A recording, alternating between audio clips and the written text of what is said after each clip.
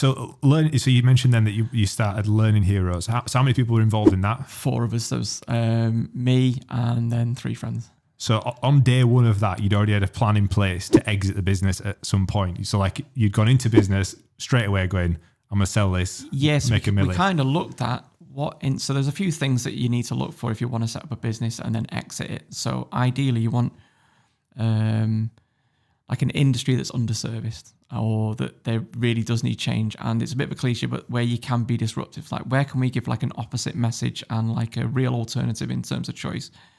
And then there was a few little tick box we had for the actual model. Can it be content based? Can it be online? Can we make something once and sell it many times? So that's why subscription businesses do so well, because obviously you can prove that you've got guaranteed monthly recurring revenues, which means that when you sell, you get a bigger multiple. That's why Netflix does so well, because they make one series and then 10 million people all pay to watch that series. Whereas a lot of businesses where they fail, it's one piece of content, one thing for one person. Yeah. So it's almost like, take for what you do. Like a client comes to you and says, we want a video. You shoot a video, you sell it for whatever you sell it for. You're getting paid once. But if you shot a piece of training content, let's just say for argument's sake, which is what Learning Heroes made, I make cybersecurity awareness course, but then 340 clients, the same amount of effort went into building that thing. Yeah. But I'm now getting paid 340 times for the same bit of content. So that was the thought process we had. I had no experience in e-learning or online training at all. I just knew it fit that criteria. So literally, as long as we could put that model to any industry, which I think is quite weird in the sense that we didn't have a passion. We weren't passionate about online learning or anything like that. It literally was, shit, that market is ripe for real change. So we're now going to put this model into that sector.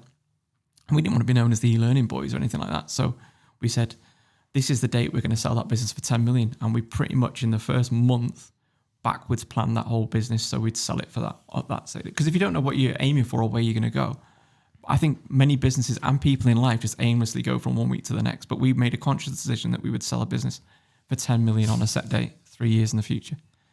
And then it made every other decision up to that point easy, because you then go, does it fit the band? We used to say, does it make the boat go faster? You might know the book, but so yeah, does it make the boat go faster? So it was like, so decisions. So bearing in mind, we weren't paying ourselves a salary or anything. We didn't pay ourselves for like the first year, which is again mad. So I went from 75 grand a year to then like living on my own savings for pretty much a year, and then taking 1 month, I might pay myself like 1,500 quid or 2 grand or whatever. But we then could go, right, Google came along when we were about 3 or 4 months into the business and said, could you make a piece of bespoke work for 90 grand? Which when you've not been paying yourself for like 3 months, it's shiny, isn't it? You might go, oh yeah, let's do it. But because it didn't fit the plan, we said no to that piece of work, because it would have tied us up to work with Google for 3 months, and it would have meant we couldn't have made content that we could have sold. So we continued to make content that we sold for £350 a week and turned down the 90 grand that Google had offered us. Because that's pretty baller to turn down Google. That's top end.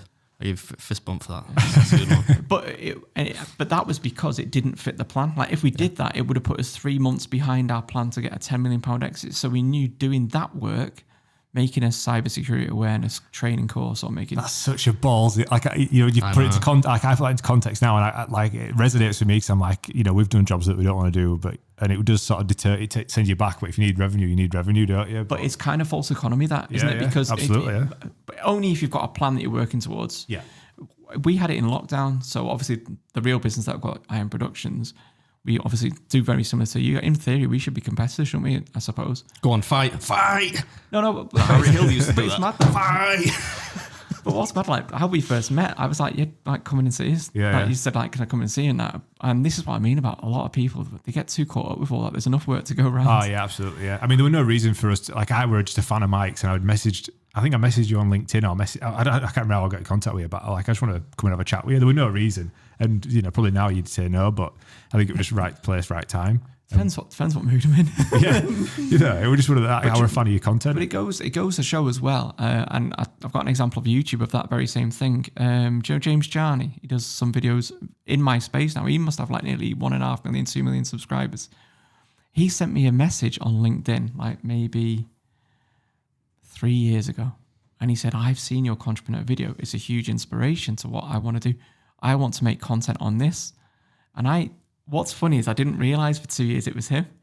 And so I basically give him loads of information, said like, yeah, mate, like blah, blah, blah, this is what you need to do or whatever. Fast forward 2 years, he's got like 2 million followers.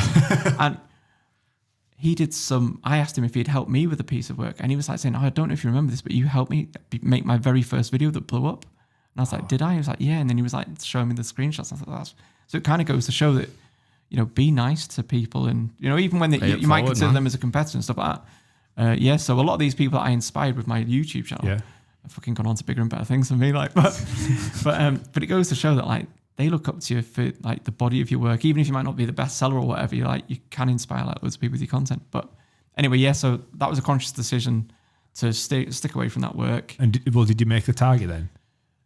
Yeah, of course. Well, almost. We got 8 million and 2.5 years, so we were 6 months short.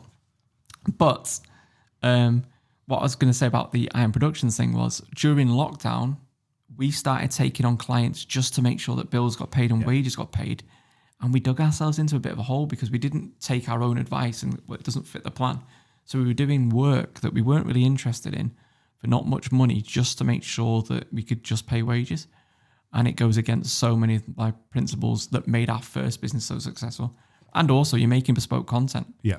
You want a piece of work, I make a piece of work for you. The same amount of effort goes into writing it, animating it, scripting it, whatever it might be. So so that's what we did. And we basically backwards planned how many clients we'd need, what price the product would be to hit these certain milestones, how many customers we'd need. And then we had an idea for who would want to buy us, why would they want to buy us, how do we get on their radar? And we had 2 different strategies to sell the business. We proactively attacked some competitors' client base. So in theory, thinking they might buy our business to protect their own business. Yeah. And then we proactively worked with businesses that our content complemented. So they might buy our content because it's a nice fit and an easy upsell for their stuff. So we had 2 different sales strategies and we had that pretty much from month 2. It was like, these are the 10 people that could buy us. We're going to make sure that we're actively working with these in a nice way.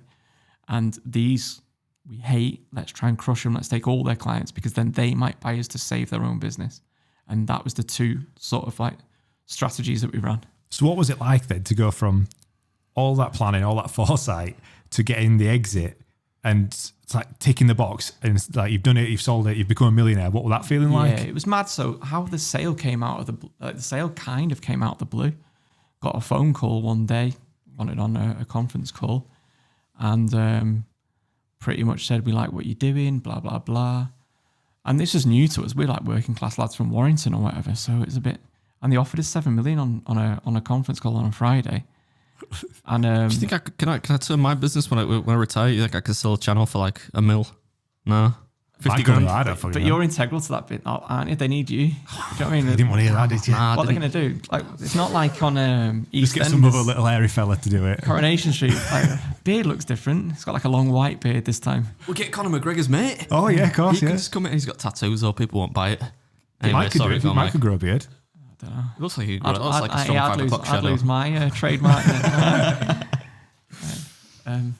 So offered 7 million and we turned it down, that was a mad conversation with my wife going home that night. But it was. Yeah.